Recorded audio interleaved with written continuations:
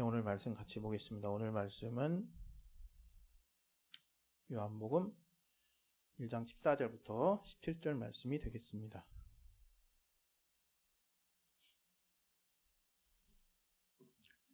예, 우리 다 같이 합독하도록 하겠습니다. 시작. 말씀이 육신이 되어 우리 가운데 거하심에 우리가 그 영광을 보니 아버지의 독생자의 영광이요 은혜와 진리가 충만하더라. 요한이 그에 대하여 증거하여 외쳐 가로되 내가 전에 말하기를 내 뒤에 오시는 이가 나보다 앞선 것은 나보다 먼저 계심이니라 한 것이 이 사람을 가리킴이라 하니라. 우리가 다 그의 충만한 데서 받으니 은혜 위에 은혜로라. 율법은 모세로 말미암아 주신 것이요 은혜와 진리는 예수 그리스도로 말미암아 온 것이라. 아멘.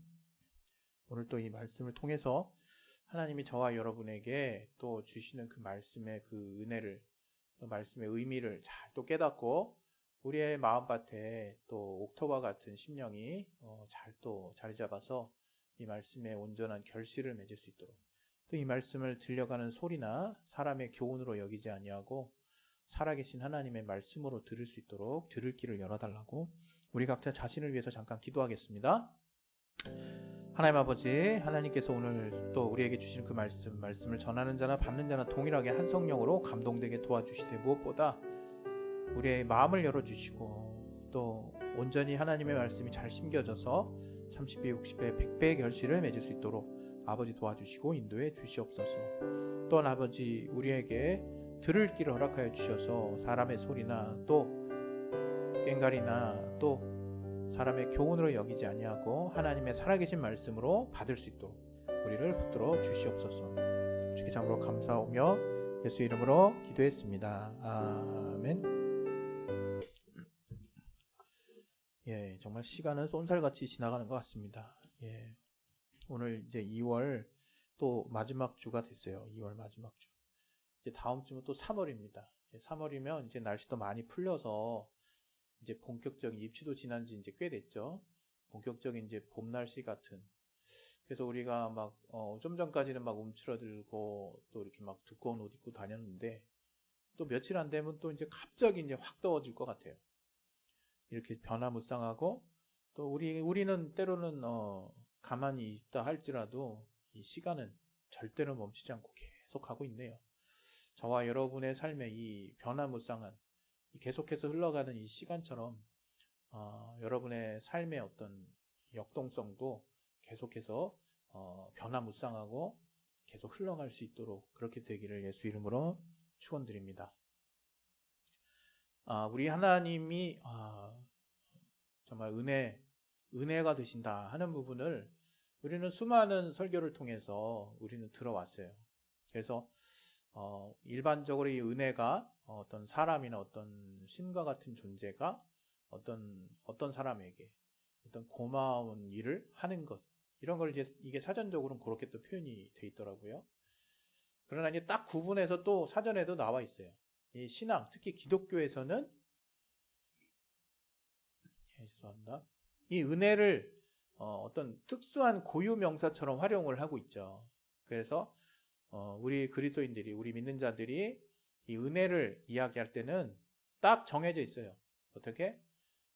하나님의 아들 예수 그리스도의 성육신으로 말미암아 이 땅의 역사 가운데 나타나신 그 아들의 공로로 인한, 어떤 공로나 이런 거는 우리 너무 잘 알죠.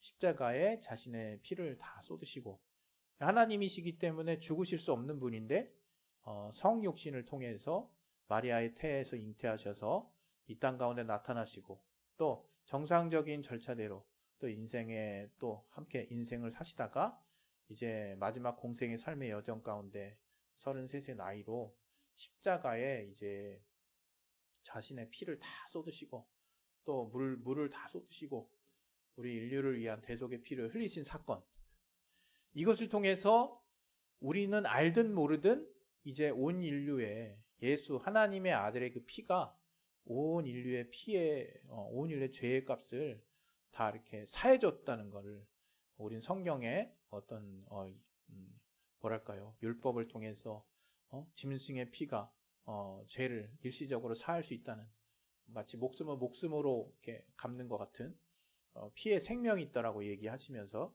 그런 어떤 대신 갚는 어떤 의미를 이제 점진적으로 계시하시고 우리들에게 알려주시더니 이제 복음의 시대, 예수 시대에 와서 예수 하나님의 아들이신 예수 그리스도께서 직접 자신을 희생하심으로 이제 우리에게 과연 우리를 향한 사랑의 구체적인 내용이 무엇인지를 이제 자신의 희생을 통해서 알게 해주셨습니다. 물론 그 이후에 예수님은 죄가 없으심으로 성령께서 그를 다시 살리시고 하나님이 성령을 통해서 그를 다시 살리시고 그가 다시 부활하시고 그 이후에 이제 일들을 통해서 이제 그 예수를 믿고 따르는 모든 자들은 침례를 통해서 어떤 주님 앞에 이제 내가 옛사람이 주님과 함께 죽는다라는 모습으로 동참하지만 이제 물 밖으로 나올 때 이제 주님과 함께 주님이 부활하신 것처럼 이제 새로운 삶으로 완전히 달라진 하나님의 자녀된 삶으로 새롭게 살아간다라고 하는 침례도 우리가 받고 시작하지만 여기서 중요한 것 오늘 이제 말씀드리려고 하는 것은 하나님의 은혜라는 거죠. 이것이 바로 하나님의 은혜라는 거죠. 한마디로 요약하면 하나님이 그 아들 예수를 보내심으로 우리 온 인류의 죄를 그 아들에게 대신 전가시키시고 아들이 우리를 향해서 완전한 자기 희생의 모습을 보여주심으로 스스로는 도무지 살 수 없는 완전한 죽음의 단계까지 자신을 내모심으로 이제 우리를 향한 사랑을 보여주셨고 이제 그가 죄가 없으시기 때문에 성령을 통해서 다시 사시고 부활하심으로 이제는 주를 따르는 모든 자들에게 이제 주를 믿고 주 안에서 자는 자들 이제 예수 믿고 이제 죽은 사람들을 이제 잔다라고 표현하죠. 그런 성도들의 모든 참 죽음이 헛된 것이 아니라 이제 주님과 함께 영원한 나라에 주님과 함께 다시 삶으로 영원한 나라에 함께 한다라고 하는 소망을 갖고 우리 이제 살게 되는 거죠. 예. 이게 이제 기독교에서 어떻게 보면 핵심 교리인데 이 가운데 이제 은혜라고 하는 걸 우리는 다시 말하지만 하나님의 아들 예수 그리스도의 보혈의 공로를 우리는 은혜라고 딱 집어서 말을 하고 그러죠. 그래서 여러분이 이제 그 은혜를 체험하는 것이 이제 너무 중요한데 오늘 이 시간에는 오늘 2023년 들어서 계속 그 길 더 웨이 과연 하나님이 우리에게 따르라고 또는 본받으라고 또는 먼저 가신 그 길이 과연 어떤 길일까를 우리가 매주마다 계속해서 지금 돌아보고 있는데 오늘 여러분과 함께하고자 하는 그 길은 바로 은혜와 진리의 길입니다. 어떻게 보면 좀 더 일찍 나왔을 법한 이제 주제이기도 해요. 그러나 앞서 여러분 앞에 설교했던 내용들에 사실은 녹아들어 있기도 하고 그러나 이제 오늘은 좀 요 핵심적인 주제만을 놓고 다시금 나누는 게 필요하다는 생각에서 또 콕 집어서 이제 뺐습니다. 그런데 특별히 여러분에게 오늘 그러한 주제와 관련해서 이야기하고 싶은 내용이 있어요. 그것은 그냥 은혜와 진리의 길을 하나님 우리에게 또 보여주셨구나 해서 우리가 하나님의 은혜를 사모하는 삶을 살자. 이러한 어떤 차원의 내용을 여러분들에게 깊이 있게 또는 풀어서 설명을 해드리려고 하는 것이 아닙니다. 그것이 아니라 과연 은혜와 진리의 길을 따르는 우리의 모습은 지금 어떠한가를 한번 이렇게 돌아보고 진단해 봤으면 하는 마음에서 사실은 여러분과 함께 이 내용을 가지고 지금 함께 지금 나누고 있는 그런 거거든요. 다시 말하면 우리가 은혜를 받으면 은혜 받은 자의 삶이 어떤 건지 대부분의 기독교인, 대부분의 믿는 자들은 이제 알게 돼요. 체험적으로 알게 됩니다. 그리고 은혜 받은 사람의 삶이 어떠한 건지 대체적으로 누가 말하지 않아도 공통적으로 인식하는 그 어떤 부분이 있는 것 같아요. 예를 들면 이런 거죠. 내가 은혜 받았더니 이제 예전에 별로 죄라고 여기지 않았던 것들이 찔리게 되고 뭔가 양심이 더 발동하고 그래서 내가 뭔가 선하게 살려고 하는 어떤 의지가 더 이렇게 발현되는 것도 사실은 은혜 받은 이후의 어떤 변화 중에 하나이기도 합니다. 그리고 또 어떤 사람은 그 은혜를 받았더니 정말 내 삶에 어떤 규모가 생기고 뭔가 이렇게 삶이 정말 달라졌다고 고백하는 그런 어떤 간증을 하는 사람들도 꽤 있습니다. 실제로 이제 저 같은 경우도 하나님을 만나고 나기 전과 후가 제 인생에 정말 큰 갈림길이 될 정도로 엄청난 변화를 사실은 가져왔거든요. 그것은 정말로 이제 이게 정말 하나님의 은혜 받았다는 게 바로 이런 거구나 하고 느껴질 만큼의 큰 변화였어요.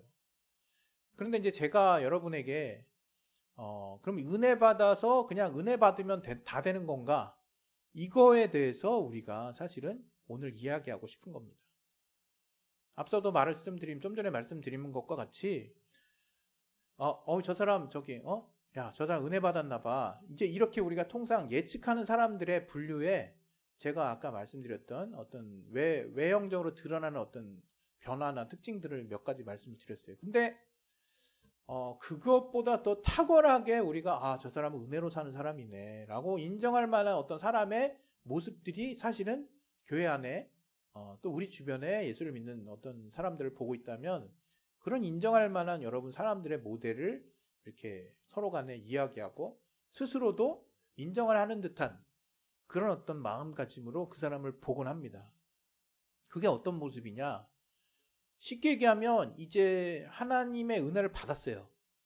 그리고 정말 제가 앞서 말한 어떤 변화도 분명히 보이죠.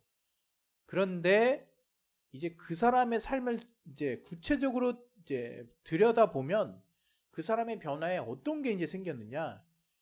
예전에 자기의 삶에 정말 이렇게만 이렇게 너그럽고 다른 데다 시간 투자하는 거 굉장히 인색했던 사람이 이제 하나님과 하나님의 일에 대해서 또 성경에 대해서 또 이제 주변 사람들에 대해서 굉장히 관대하고 자기의 시간을 투자할 줄 알고 그렇게 뭔가 관계를 형성하는 부분에 많은 변화가 생깁니다. 그것으로 인해서 실질적으로 그 사람이 완전히 달라져 보이는 그런 모습들이 보이긴 하는데요.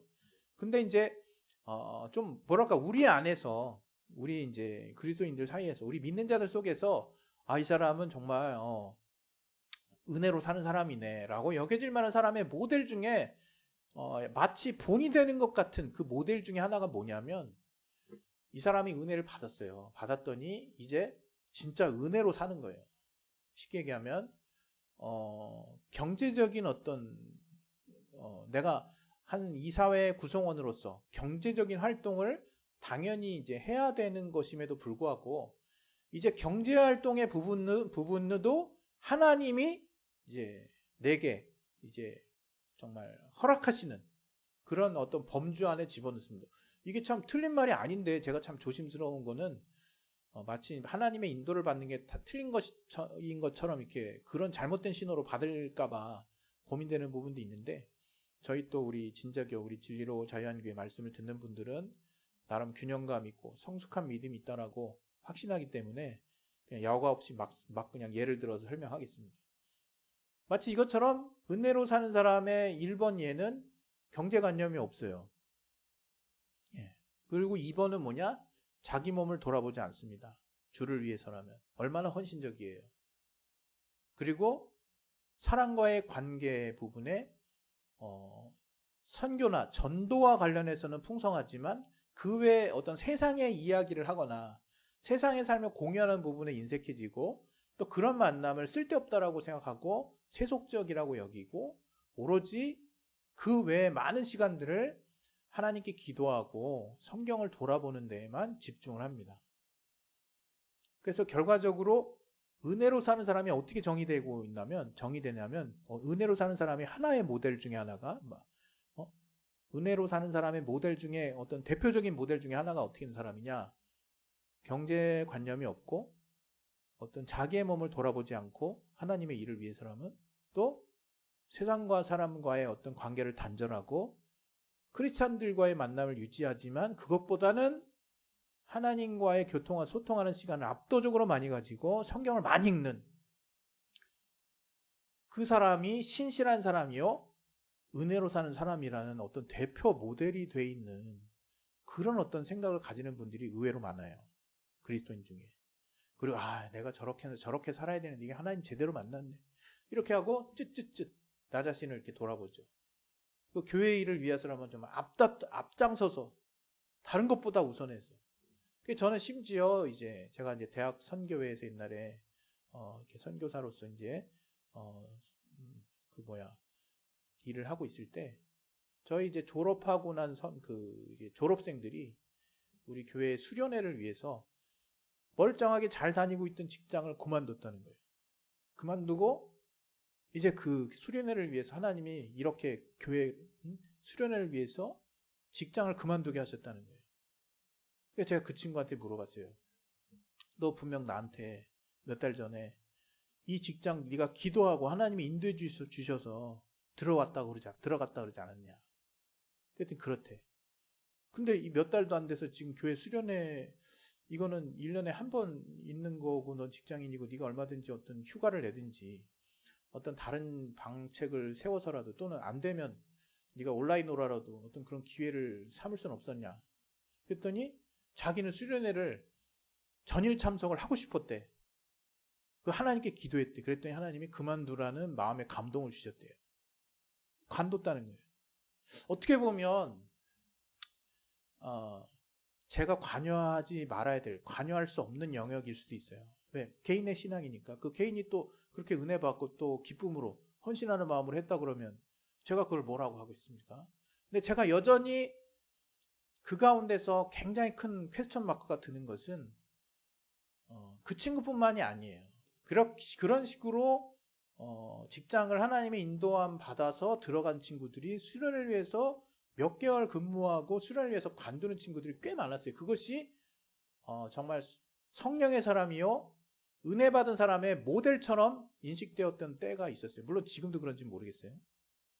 그러나 저는 그것을 온전히 신앙 안에서의 고운 시선으로만 보고 싶지가 않아요. 이제 과연 그 사람의 인생의 은혜는 무엇이고 그 사람의 인생의 하나님은 뭐고 그 사람이 과연 말씀을 중심으로 산다는 것에 대한 그 균형감 있는 신앙은 뭘까? 여러 가지 사실 궁금증이 들죠. 이 부분을 제가 어떤 특별한 친구들을 제가 떠올리면서 그들의 어떤 신앙을 재단하거나 최종적인 결론을 제가 맺을 권리는 없습니다. 그 사람의 신앙이기 때문에. 그러나 이제 저 개인에게 있어서 만약에 직장 생활을 하면서 하나님이 이 직장을 하나님이 인도해 주셨어. 그 믿음을 가지고 살다가 이제 수련회를 가야 되는 상황이 벌어졌는데 감동이 있네. 그래서 그 수련회를 가기 위해서 기도를 했는데 그 수련회를 갈 수 있는 기회가 정말 열리지 않았어요. 그럼 나는 어떤 결단을 내릴 것인가? 그냥 끝까지 가야 한다라는 그런 어떤 확신을 가지고 이후에 있는 이제 회사 일이든 뭐든 다 때려치고 이제 수련회를 가야 될 것인가라는 생각을 해봤을 때 이게 쉽게 결정할 문제는 분명 아니라는 거예요. 그리고 어떻게 보면 하나님이 은혜로 사는 사람의 어떤 길로서 안내한 이 직장, 또 우리가 은혜로 사는 사람의 삶에 과연 은혜는 우리의 삶에 어떻게 자리매김하기를 바라는 걸까? 나 자신은 굉장히 무게감 있는 질문으로 다가오는 내용입니다. 그러나 저는 그 과거에 우리가 어떤 한 특별한 열정으로 모든 것을 다 포기하고 주님을 위해서 따랐던 제자들의 모습처럼 우리가 때로는 우리 안에 있는 하나님의 뚜렷한 어떤 감동의 어떤 임팩트가 있다면 나 자신을 완전히 그러한 길로 올인하는 것도 필요하다고 전 분명 생각합니다. 그러나 제가 앞서도 이야기했던 이 한 가지 예처럼 내가 분명 하나님께 기도하고 그 하나님에게 분명한 나의 진로를 향한 기도의 응답으로 어떤 일을 하나님이 주셔서 내가 그 길을 갔다는 분명한 응답을 가지고 있는 사람에게 하나님이 마치 네 아들 이삭을 갖다 바쳐라 해가지고 그렇게 계속해서 시험을 하실까 하는 부분에 대해서 제가 그거에 대한 정확한 답을 가지고 있는 사람은 아니겠지만 우리가 은혜의 지경을 어느 특정한 곳에만 있다라고 착각하는 것은 아닌가라는 생각을 저는 하거든요. 지금 이 순간에. 그래서 더더욱 은혜와 진리의 길이 무엇인지를 제대로 아는 게 좀 필요하다고 생각해요. 이제 제가 저에게 막 주어진 이 인생을 생각할 때 저의 유년기와 또 학생 때, 또 대학생 때, 또 선교사로서의 때, 결혼한 이후에 가정을 이루고 또 이게 가정 안에서의 또 어떤 목회자로서의 삶, 또 아버지로서의, 아빠로서의, 또 남편으로서의 삶, 여러 가지를 다 생각했을 때 제가 내린 결론은 이거예요. 뭐 하나 중요하지 않은 순간이 없었다는 거예요. 우리의 삶이 하나님을 믿는 순간, 예수를 믿는 순간 우리의 삶이 별 의미가 없다라고 생각하게 되는 것은 그건 대단한 오류입니다. 하나님은 우리 삶을 그렇게 만만하게 생각하지 않으세요. 하나님은 우리의 삶에 깊이 개입하시지만 네 삶이 중요하니 내 삶이 중요하니 이렇게 하나님이 잣대로 들이시는 분이 아니세요. 하나님은 우리 삶에 깊이 개입하셔서 하나님이 보여주시는 우리의 삶 가운데의 올바른 방향을 가이드할지언정 우리의 삶을 그렇게 깊이 이래라 저래라 하진 않으시더라고요. 그러나 분명한 것은 하나님이 옳은 길을 제시해 주시고 그에 대한 감동을 주시고 그에 대한 나의 결단을 기대하세요. 더 중요한 것은 그것이 우리의 삶에서 이루어진다는 거죠. 여러분 삶 가운데서 은혜를 유지하는 것은 쉬운 일이 아닙니다. 뭔 얘기냐면 그냥 은혜로 산다라고 해서 여러분이 그냥 전형적으로 보아왔던 어떤 한 모델, 제가 앞서 예를 들었던 그 모델이 특별히 더 어떤 뭔가 문제 있는 모델이라고 제시한 건 아닙니다. 그러나 우리는 그 모델만 바라보며 살았어요. 실제는 안 그러면서. 실제는 내가 결혼도 했고 자녀도 있고 또 심지어는 어떤 직장에 어떤 특별한 직급을 가진 책임자로 그 자리에 서 있고 그런 모든 것들을 어느 날 갑자기 내가 은혜 받았다고 해서 교회에서 어떤 특별한 은혜 받은 어떤 프로그램을 진행한다고 해서 그걸 그렇게 손쉽게 다 내려놓고 그렇게 갈 일은 아니에요. 그리고 무엇이 세속적이냐에 대한 그 생각, 그것도 저는 많이 바뀌었어요. 우리는 세상에 속해 있기 때문에 우리 육신은 세상에 속해 있기 때문에 우리가 하는 모든 일은 세속적이에요. 예. 그럼 이 세속적인 삶을 사는 우리에게 있어서 빛과 같은 하나님의 말씀을 내가 어떻게 내게 속한 세상에서 펼쳐내느냐, 건강하게 또 하나님이 기뻐하실 만한 또 나의 신앙 양심이 지지할 수 있을 만한 방향으로 내 삶을 이끌어 나가느냐를 놓고 계속해서 고민하고 그러한 삶을 향해서 비록 잠깐 거꾸러지고 또 넘어지는 한이 있더라도 다시 돌이키고 하나님께 한 발짝 한 발짝 그것이 천천히 가는 길이라 할지라도 그렇게 가고자 하는 삶을 사는 사람들이 전 그리스도인이라고 생각하지. 어느 날 갑자기 내가 속했던 모든 것들을 그냥 다 아무런 가치 없는 것들처럼 다 내려놓고 마치 주님의 길은 딱 하나 정해져 있는 것처럼 그렇게 가는 삶. 물론 전 이 가운데 그런 소명을 받아서 갑자기 그런 삶을 향해서 나아가는 사람들의 간증과 그런 수많은 이야기들을 들었음에도 불구하고 오직 그 길만 있지는 않다는 거예요. 여기서 더 중요한 것은 그 길만 있지는 않다는 것에 더해서 우리가 현재 살아가고 있는 삶의 매 순간순간이 너무나 중요하고 그 순간에 하나님은 개입하길 원하시고 그 순간에 성령을 함께 하시고 그 순간에 이 신앙과 삶이 지금 같이 가고 있는 이 순간에 은혜로 사는 삶도 함께 진행되고 있다는 것을 우리가 놓쳐서는 안 된다는 거예요. 조금 어려운 말이 될 수 있지만 쉽게 표현하면 그거예요. 내가 사는 삶을 정말 건성건성 살지 말으라는 거예요. 우리 그리스도인이라면 내게 주어진 삶을 열심히 살되 그 삶 안에서 하나님의 메시지를 발견하라는 거예요. 하나님이 여러분에게 주어주신, 여러분에게 던져주신 그 삶의 지경 안에서 이제 하나님이 내가 하나님을 믿는 자녀이기 때문에 자녀에게 사랑의 메시지를 전해주십니다. 매 순간, 매 선택의 순간, 어려움의 순간, 또 내가 숨쉬고 있는 순간마저도 내가 귀 기울이면 들을 수 있는 하나님의 응답들을 내게 던져주시는데 바로 그 가운데 우리는 하나님이 은혜로 열어놓으신 길을 발견할 수 있다는 거예요. 하나님 나와 함께 하시기 때문에. 여러분, 은혜의 길을 분리하지 마세요. 은혜의 길을 지금 내가 사는 삶과 자꾸 분리해내려고 애쓰지 마세요. 주일과 주중의 삶이 너무 첨예하게 다르게 살지 마세요. 그냥 우리의 삶 자체가 신앙이라고 말씀드렸잖아요.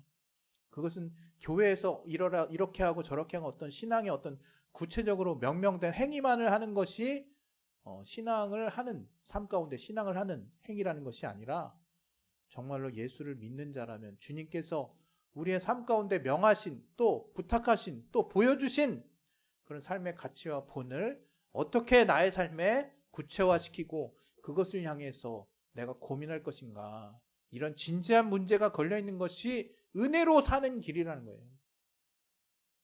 은혜로 사는 길을 어느 정해진 모델이나 교회 안에서 어떤 교회 특정한 어떤 모델로서 제시된 그런 어떤 삶의 모습으로만 오해하지 마시고, 그렇게 하나님 인도하시는 사람도 분명히 있습니다. 그러나 더 많은 사람의 경우에는 하나님이 내게 주어진 삶 가운데서 그때그때 인도하시는 선한 응답들이 있고, 하나님이 요구하시는, 또 기대하시는 말씀들과 또 내 안에 주시는 감동의 정말 선택의 결단들을 요구하시는 두드림을 우리 가운데 계속해서 주신다는 거예요.